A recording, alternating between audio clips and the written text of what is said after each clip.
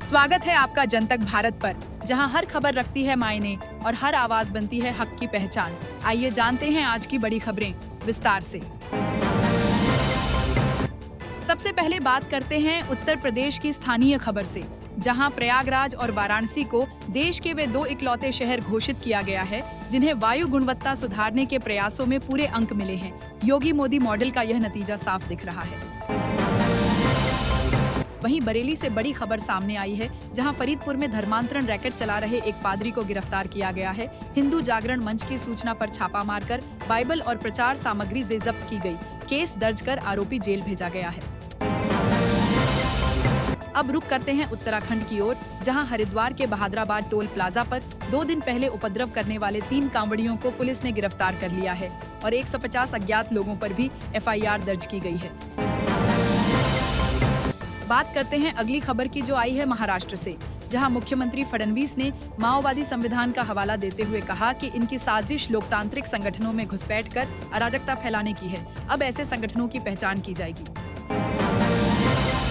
चलते हैं अब बिहार की ओर, जहां विवादित पत्रकार अजीत अंजुम के खिलाफ FIR दर्ज की गई है। उन पर मुस्लिम वोटरों के उत्पीड़न का झूठा प्रचार करने और सरकारी काम में 1 घंटे तक बाधा डालने का आरोप है। बात करते हैं जम्मू की, जहां उमर अब्दुल्ला सरकार ने हिंदू बहुल इलाके में नायब तहसीलदार की भर्ती में उर्दू को अनिवार्य विषय बनाने का निर्णय लिया है। इससे इस्लामीकरण की बहस फिर तेज हो गई है। अब चलते हैं राजस्थान की तरफ, जहां बीजेपी की सरकार बनने के बाद कई नीतिगत बदलाव देखने को मिल रहे हैं और सरकार ने ये साफ कर दिया है कि अब हर कार्रवाई का करारा जवाब मिलेगा। बात करते हैं कर्नाटक की, जहां रोहित वेमुला बिल लाने की तैयारी की जा रही है, जो SC, ST, OBC अल्पसंख्यकों को विशेष सुरक्षा देगा और आरोपियों पर गैर जमानती धाराओं में कड़ी कार्रवाई का प्रावधान होगा, इवन अगर कोई सिर्फ मूक दर्शक भी हो। अब नजर डालते हैं गोवा, लद्दाख और हरियाणा पर, जहां राष्ट्रपति द्रौपदी मुर्मू ने नए राज्यपालों की नियुक्ति की है। गोवा के लिए अशोक गजपति राजू, लद्दाख के लिए कविंदर गुप्ता और हरियाणा के लिए आशीम घोष को जिम्मेदारी दी गई है।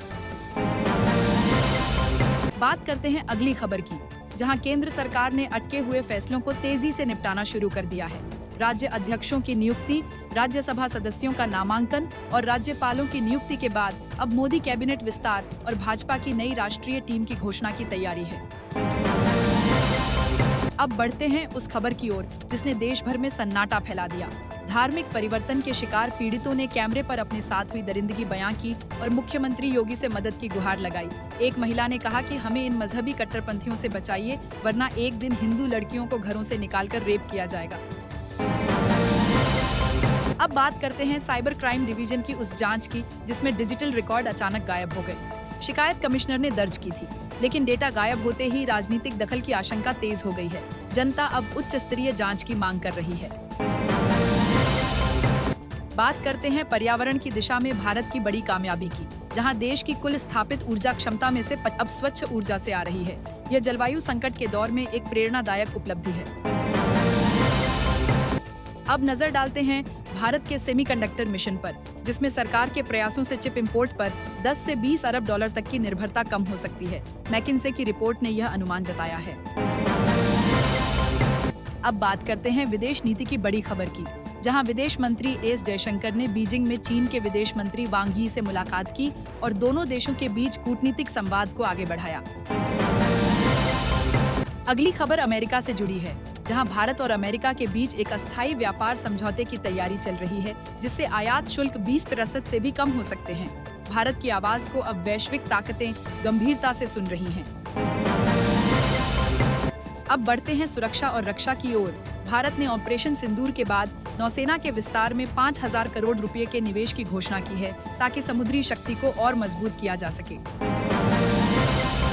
अब बात करते हैं विमानन सुरक्षा की, जहां DGCA ने एयर इंडिया, इंडिगो और स्पाइसजेट जैसे बेड़ों में बोइंग 787 और कुछ 737 विमानों के फ्यूल कंट्रोल स्विच लॉक की इमरजेंसी जांच 21 जुलाई तक अनिवार्य कर दी है।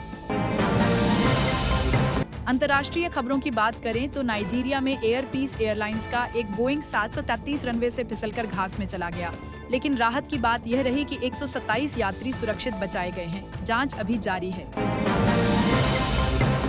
और अंत में बात करते हैं असम की उस संवेदनशील खबर की, जहां मुस्लिम समुदाय ने एक स्वायत्त परिषद की मांग की है। उनका कहना है कि जैसे आदिवासी समूहों को पहचान, अधिकार और भूमि मिली है, वैसे ही हमें भी मिलनी चाहिए।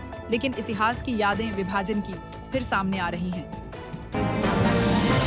तो ये थी आज की बड़ी खबर, सिर्फ जन तक भारत पर, जहां हर सच पहुंचे जन तक।